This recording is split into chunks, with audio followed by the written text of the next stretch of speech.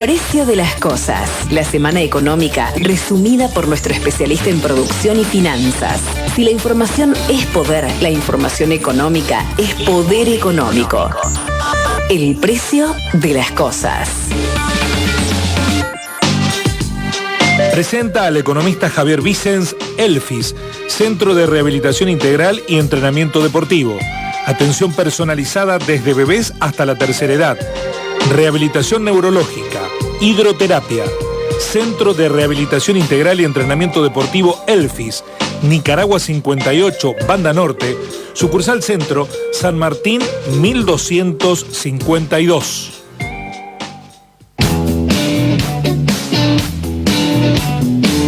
Resumen de la semana económica, semana cada vez más tumultuosa. De semana a semana tenemos que poner el ojo en una realidad que desde lo económico y financiero se complica cada 7 días aún más. ¿Cómo estás, Javier? Buenos días, ¿cómo va?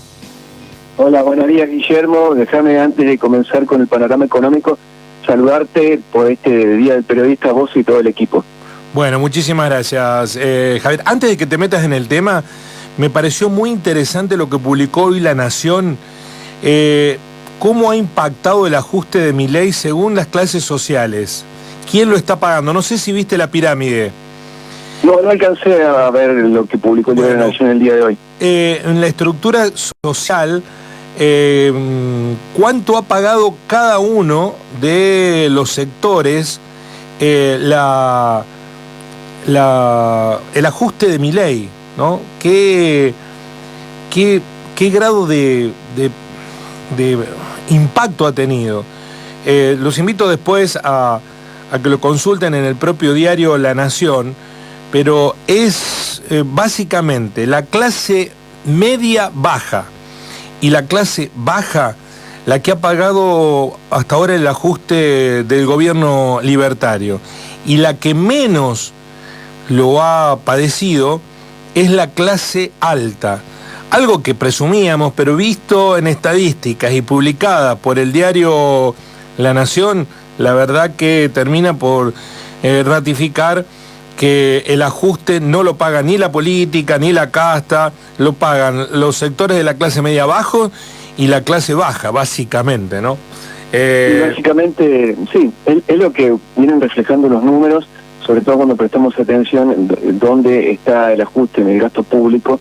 Y bueno, 1/3 del ajuste recae sobre los jubilados, por ejemplo, ¿no? Sobre los programas sociales y a su vez en la destrucción del empleo. Es decir, el ajuste no lo está pagando Pichetto, para que se entienda en términos metafóricos, sino que lo está pagando justamente la clase media y la media baja, y es algo que completamente esperable, y lo que tiene que ver con la visión respecto a lo que es el Estado y el gasto del Estado. Es decir, el gasto del Estado no es sueldo de ñoquis, ¿no? Habrá ñoquis. Ahora, el gasto del Estado es inversión pública, es educación, es salud, es infraestructura, son un montón de cosas que tienen efectos sobre la actividad privada. Es decir, los vasos comunicantes entre el sector público y el sector privado hacen que cuando hay un fuerte ajuste del gasto del Estado, eso también impacte en el sector privado. Es decir, lo que está haciendo Milei es destruir empleo privado, ¿no? Y es lo que muestran los números. Y entonces, ¿cuál es el empleo que primero se destruye? Aquel que es fácilmente reemplazable, aquel que golpea a los sectores más vulnerables, la changa. Bueno, eso es lo que estamos viendo en estos primeros meses de la gestión libertaria. Bueno, qué semanita tuvimos, Javier, ¿no?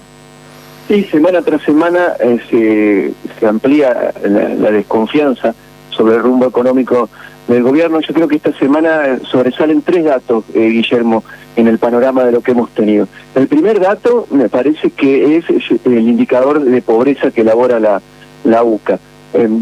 Siempre hablamos de la pobreza y la contracara, vos bien lo marcás, de la pobreza que es la riqueza, y vos decís, bueno, el ajuste está escapando, no están sufriendo el ajuste los sectores con más poder económico, y lo están sufriendo los sectores medios y los sectores medios bajos en la Argentina. Del dato de pobreza del Observatorio Social de la Deuda, de la UCA, de la deuda social, primero hay que decir que en este primer trimestre del año la pobreza aumentó 10 puntos porcentuales.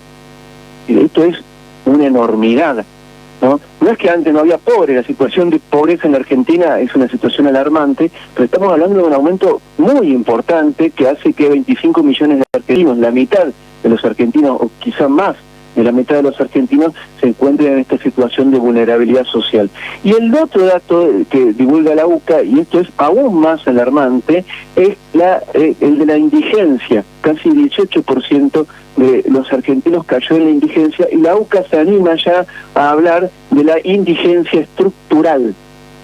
Es decir, una indigencia que llegó para quedarse en la Argentina. Y esto es causa de ¿qué? Del ajuste, de la destrucción del empleo, el empleo público, pero también el empleo privado. 50.000 empleos se han destruido en la construcción solamente, en lo que va de esta gestión libertaria. Más de 300.000 puestos de trabajo registrados ya no están en la Argentina en estos momentos, empleadores contratando a trabajadores, y esto va a aumentar con el paso de los meses. No hay perspectivas de que esto cambie. El otro dato de la semana es el derrape del mercado financiero, ¿no?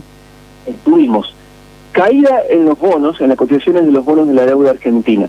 Tenemos el riesgo país que trepó a 1.600 puntos. Las acciones argentinas tuvieron, por ejemplo, un martes negrísimo, cayendo en Buenos Aires. Ayer se volvió a repetir la caída de la mayoría de las empresas argentinas en la Bolsa de Comercio de Buenos Aires y también en la Bolsa de Comercio de Nueva York, donde la constante fue salgamos de Argentina.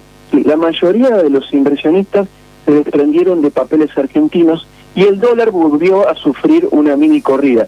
Me refiero a los dólares paralelos, tanto el dólar blue como los dólares financieros, el contado con liquidación y el MEP, que a pesar de que ayer se calmaron, no parece nada indicar que vayan a bajar de los 1.300 pesos en la cotización. Y a su vez, el mercado financiero cada vez está teniendo más desconfianza, y se conoció ayer el dato del relevamiento de expectativas del mercado que hace el Banco Central, y las principales consultoras y entidades financieras proyectan una suba de la inflación en junio, con un piso de la inflación que ya se consolida o se espera que se consolide en torno al 5%. Es decir, vamos a tener la semana que viene el dato de inflación de mayo, que seguramente va a mostrar una baja respecto a los datos de abril, pero en su junio esto se revierte, y fundamentalmente ocurre por el aumento en el precio de los alimentos y en las tarifas de los servicios públicos, que la Secretaría de Energía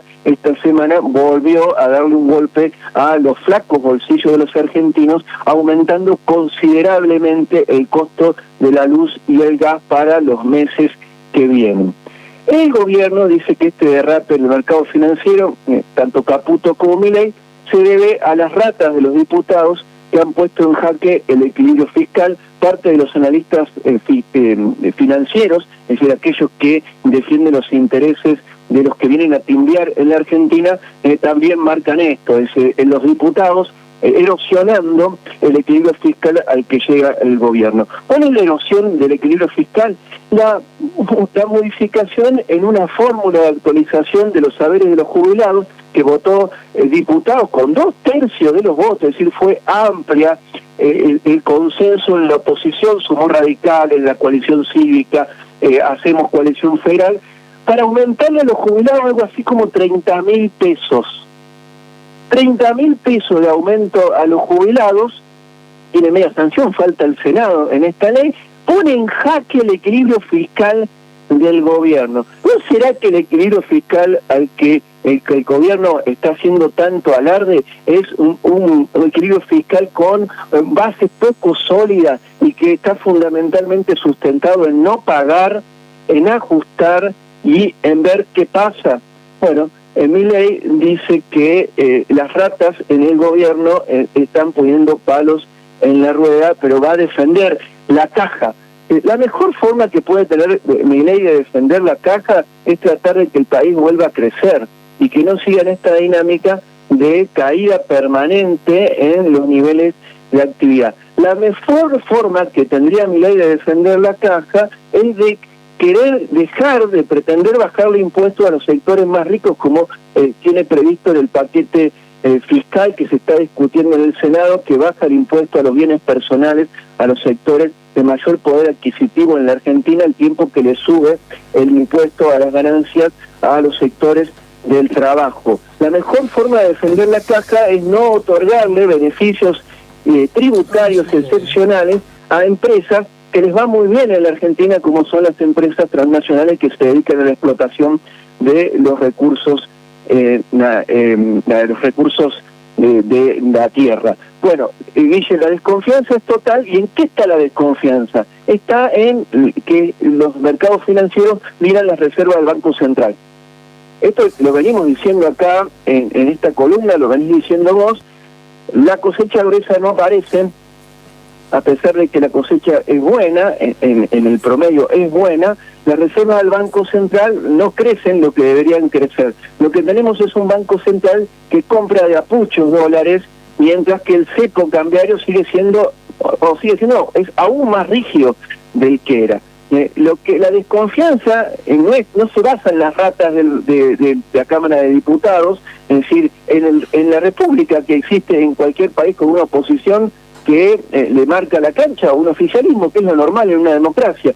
Se basa en que el carry trade que armó Caputo, otra vez Caputo, ¿no?, el vicioso de la timba financiera, volvió a armar un carry trade que tiene patas cortas, ¿no? Un carry trade es decir, la especulación, convertir a la Argentina en un casino. Lo volvió a hacer Caputo como lo hizo en el 2016, 2017, y ahora el mercado está viendo con desconfianza que efectivamente pueda realizar las fabulosas ganancias en dólares que hicieron en estos meses. ¿En base a qué? A la deuda, a los bopreales, a pasar de manos la deuda cuasi fiscal del Banco Central al Tesoro, a meter un montón de deuda abajo de la alfombra. ¿Qué está mirando el mercado financiero? Y por eso la desconfianza que tenemos, que los vencimientos de deuda del año 2025 son muy importantes y son vencimientos en dólares, y los dólares no están.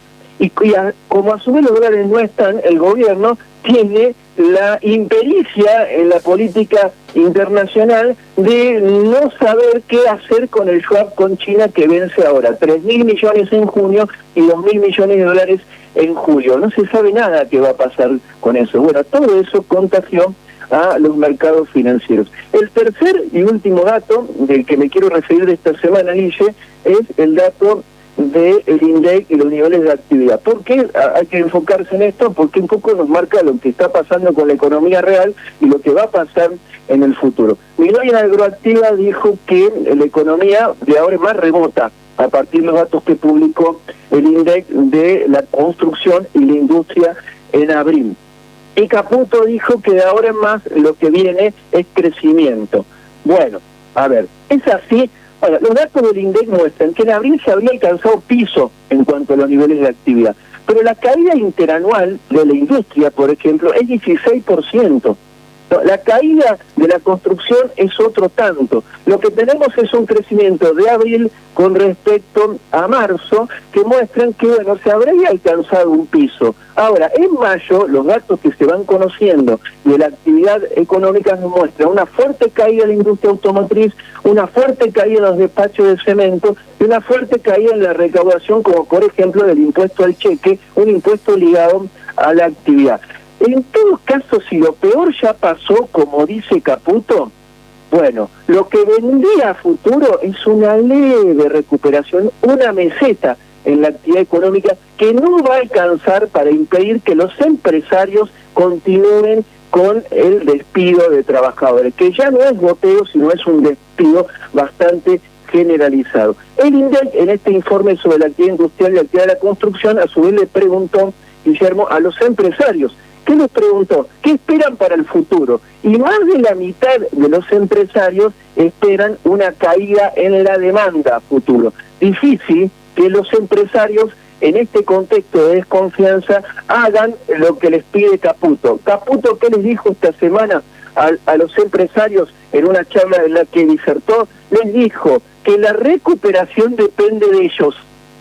Eso les dijo, ¿no? En esta mirada del Estado, de que el Estado no tiene nada que hacer en relación al crecimiento económico. La desconfianza está al respecto del rumbo, que quien habló esta semana fue el Fondo Monetario Internacional en la voz de su vocera, Juliette Cossack. ¿Qué dijo Juliette Cossack?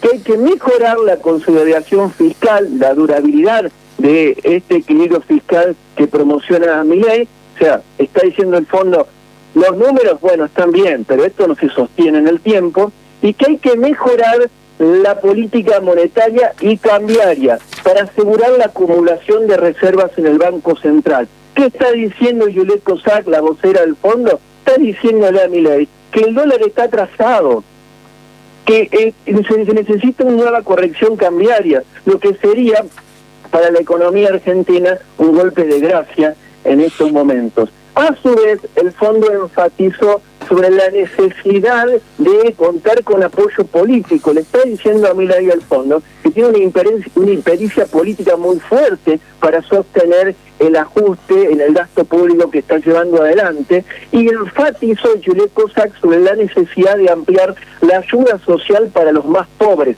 Sí, el fondo corriendo por izquierda a Milei, diciéndole que hay gente en la Argentina que la está pasando muy mal. No dijo nada respecto a la aprobación de la 8ª revisión, no fijó fecha Juliette Cossack, y demora el fondo el desembolso de 800 millones de dólares. Como notarán, no hay nada bueno en esta semana para hacer mención a la economía nacional. Lo bueno está acá al lado, Guillermo. Lo bueno de una economía está aquí en Brasil, que superó a Italia y se transformó en la 8ª economía mundial. En el lote que integran Estados Unidos, China, Alemania, India, Reino Unido y Francia. En ese lote se metió la economía brasileña, que crecerá este año 2,5%, haciendo nada de lo que está haciendo el gobierno libertario en la Argentina, haciendo todo lo contrario, ¿no? Por supuesto, con equilibrio macroeconómico y las cuentas ordenadas, pero ordenadas de forma de que la economía crezca, luego de no crecer con Bolsonaro. El crecimiento de Brasil, ¿en qué está sustentado? En el consumo de los hogares, en las mejoras en el mercado laboral, de la mano de los programas del gobierno de Ignacio Lula da Silva. Y es Brasil, sí, aquel país al que Milei llamó que está liderado por un gobierno de comunistas, de socialistas, el país de Sudamérica que más inversión directa extranjera recibe en este año. Mientras acá el tropo anarcocapitalista disfruta destruyendo al capitalismo argentino, el socialismo brasileño es un éxito, Guillermo. Gracias, Javier. Buen fin de semana. Nos reencontramos el lunes, ojalá para una semana económicamente más tranquila. Bueno, esperemos que así sea. Buen fin y un abrazo. Javier Vicen, el economista de Así Son las Cosas.